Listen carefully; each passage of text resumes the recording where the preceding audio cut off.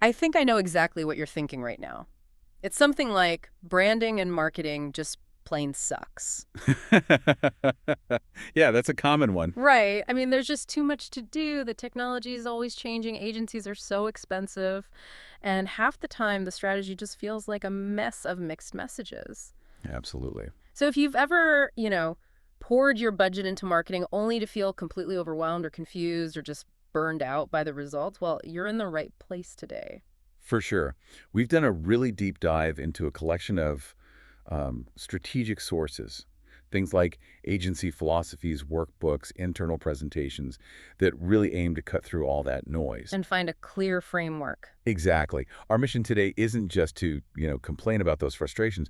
It's to provide the antidote. We're synthesizing all these documents to move past the chaos Right. and build a really clear foundational framework for brand success. Okay, so let's unpack this right away because I think we need to clear the air on the most fundamental point, the one that trips everyone up. What's that? What is the real difference between a brand and marketing? People use them interchangeably all the time. They do. And that confusion is it's often the first and most costly mistake that companies make.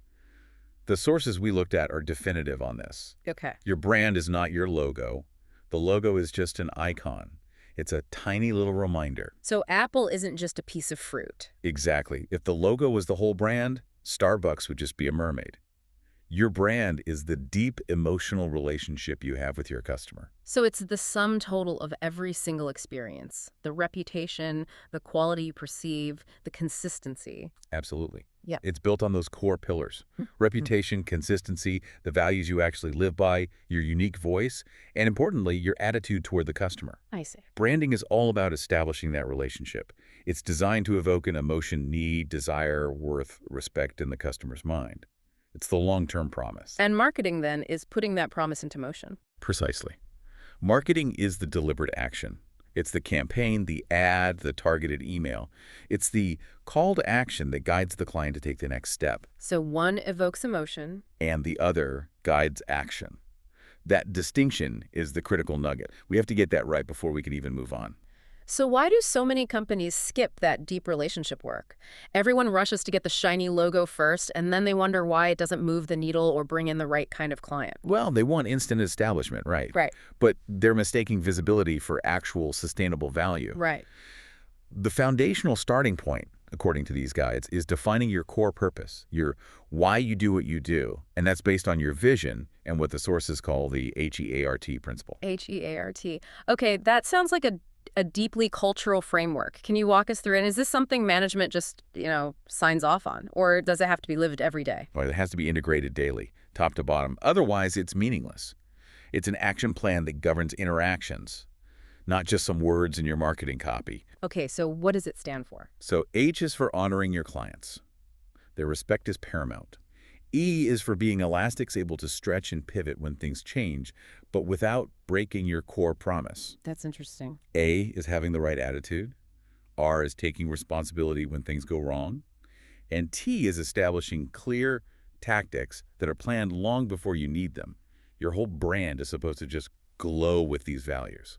That elasticity part is really fascinating. It suggests that a rigid brand, one that can't adapt, is actually a fragile brand. That's spot on. And elasticity isn't just about being reactive. It's about being flexible inside your defined structure. Yeah. The market changes, right? Your approach has to adapt. But those core internal values, they have to remain absolutely stable. Okay, let's talk about that critical warning you mentioned, the logo rush. The sources use some pretty strong language here. They really do. They explicitly warn that doing the logo before you fully understand the prospect's business pains, their goals, and your own internal values is just. Yeah. It's fundamentally wrong. I think I know the quote you're talking about. Yeah, one of the documents describes this rush in very blunt terms because essentially, if you don't understand the client, you cannot possibly attract them. You have no compass. That makes perfect sense. If you haven't done the heavy lifting of defining your purpose and deeply understanding client pains, the logo is just meaningless fluff. It's an empty promise you can't deliver on. Exactly. The whole purpose of this intense foundational work is critical. The brand needs to align with the company's authentic values and be built to sustain long-term business goals, not just create a pretty picture for a quick launch. It's like building a house. It is. You wouldn't paint the exterior of the logo before you poured the foundation and framed the structure, which are your values and purpose. The brand has to be cultural and internal before it can ever be external and effective. Okay, so it sounds like we've really established the internal why through HERT. If we've done that hard work, the next logical step is to point that focus outward. Let's talk about the strategy of defining who you're talking to and what you say to them. Right. Step one here is defining the client you can best serve. This is a directed marketing approach. It means detailing who the work is for based on shared values, shared attitude, and just a mutual enjoyment of the work. You want clients who respect your process. Yes, the ones of whom you can provide the most powerful solutions. Now, the most provocative part of this is the explicit instruction they give. Which is? Be willing to ignore everyone else in your marketing. Wait, hold on. That sounds completely counterintuitive for any business that's trying to grow. How do the sources justify telling people to actively turn away potential business? Well, it's a focus strategy, not a scarcity strategy. If you try to market to everyone, your message becomes diluted and weak. You just waste your resources. So you're background noise. You're just background noise.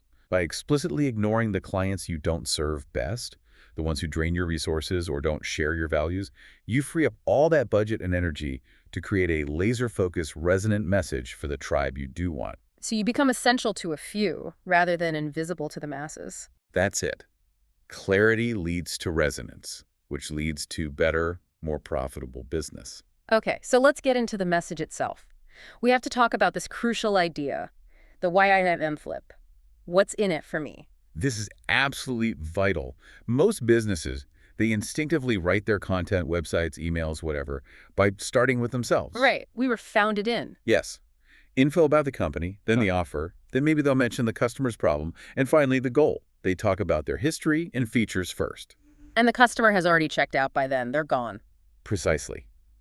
The strategic advice is to flip that entire structure on its head.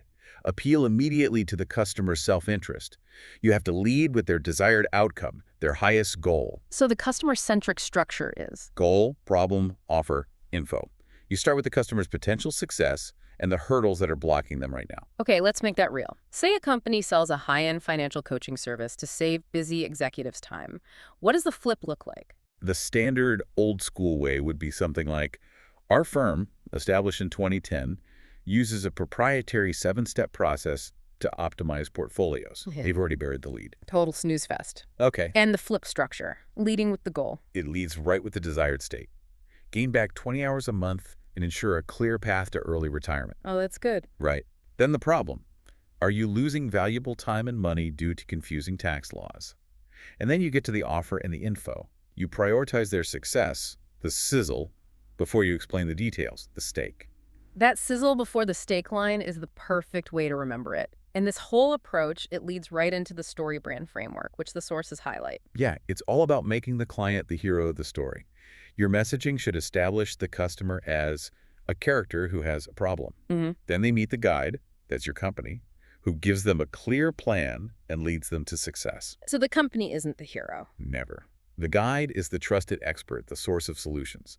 The customer is always the protagonist of their own success story. Now, a lot of businesses listening probably feel like, yes, I should do all this, but they're also completely overwhelmed by the sheer volume of work and the cost of finding reliable help. For sure. So let's look at the NLC model that's in our sources as a kind of case study. It's a structure designed to solve that common frustration with expensive, unreliable agencies. That's right. The NLC model positions itself as the dependable, efficient partner. They're basically presented as the antidote to the complaint that agencies lack follow-through or hold your assets hostage. What's so fascinating is how their core differentiators are so strategic. Let's start with their focus on senior expertise. They say the team is all senior-level designers, 10 to 30-plus years of experience each. What does that deep experience actually mean for a client? It really just means efficiency and risk reduction. The sources suggest that having senior experts cuts down massively on revision cycles. And that's where the costs spiral. That's where they spiral out of control.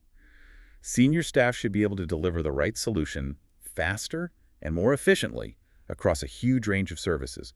They basically eliminate the rookie tax. So it's not just boasting, it's a structural promise of fewer billable hours spent fixing mistakes, which means a better return on investment. Exactly. And another truly critical differentiator, and this addresses a massive client pain point, is their transparency around ownership. Ah, yes. The source material explicitly says that all intellectual property rights and the raw build files are released to the client upon payment and completion. They put it right in a private Dropbox for you. That is a huge trust factor. We all hear those horror stories about agencies holding brand identities hostage, forcing you to come back to them for every tiny update. This model just removes that friction. It instantly positions them as a true partner, not some vendor creating their own little silos. And when you combine that with their promise of efficiency, the whole one vendor, one voice, one phone call, done. It streamlines everything for a client who's overwhelmed. So no more mixed messages from juggling multiple providers. Right. They seem hyper-focused on achieving what they call giddy client satisfaction. It's a personalized, boutique approach that prioritizes integrity, generosity, transparency. And they promise all this at a fraction of the cost of West and East Coast agencies. Their entire model is built around turning those classic client pain points into their own competitive advantage. Yeah. Their value proposition is crystal clear. Top-tier strategy and design from experienced people with total transparency on IP, all focused on the client's bottom line. So the infrastructure and the strategy are defined. The final piece is execution.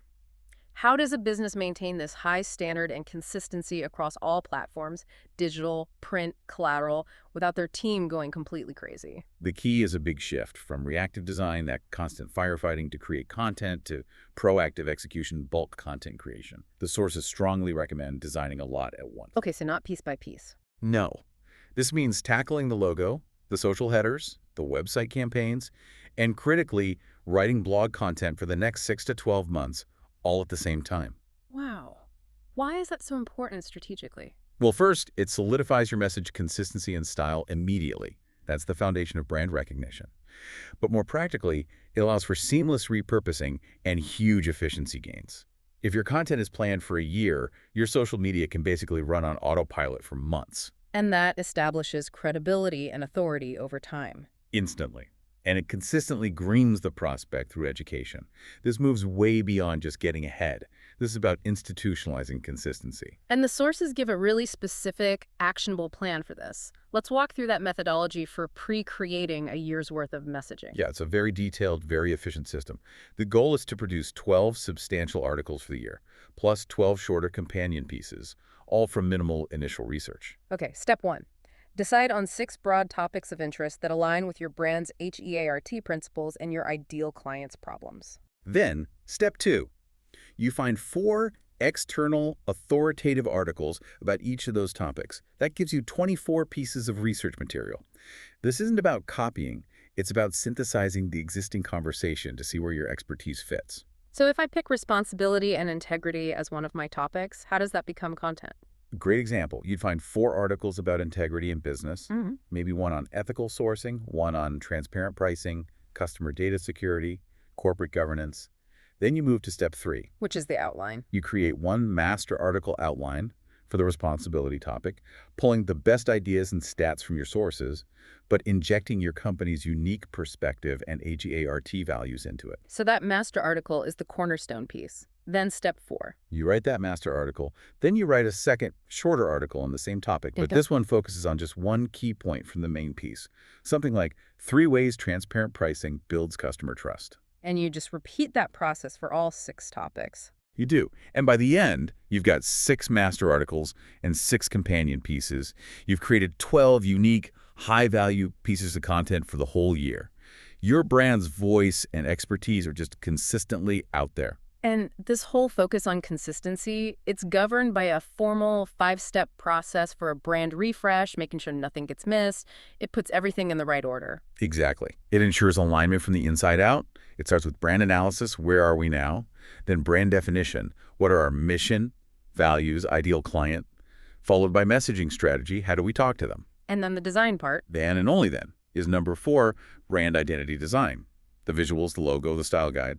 And last is number 5, brand awareness and presence, which is deploying it all across print and digital. It's sequential, it's disciplined, and it's essential. This deep dive has really shown that successful strategic branding, it isn't about chasing trends or just having a pretty logo. Not at all. It's a structured process. It's built first on a foundation of clearly defined internal values, that HERT principle, then on a razor-sharp, customer-centric strategy, all executed through proactive, high-volume content creation. And if we connect this all back to the ultimate payoff, the goal is so much bigger than just next quarter's sales. The sources have this truly compelling insight about the ultimate value of a brand. Which is, Successful branding is the most valuable real estate in the world. wow. Why? Because if your strategy is consistently and authentically implemented, you own a corner of someone's mind. You become the default answer to their specific problem. That completely reframes the entire mission. You're not just selling a product, you're investing in securing cognitive real estate based on trust and quality and consistency. It is. And it raises a really important question for you listening to this. What corner of your client's mind does your brand occupy right now? And more importantly, does that perception reflect your true purpose and the value defined by your HERT principles that you bring to the table? And if not, If not, it's time to stop chasing the logo and start defining the heart of your operation. That's the work worth doing. Ponder that.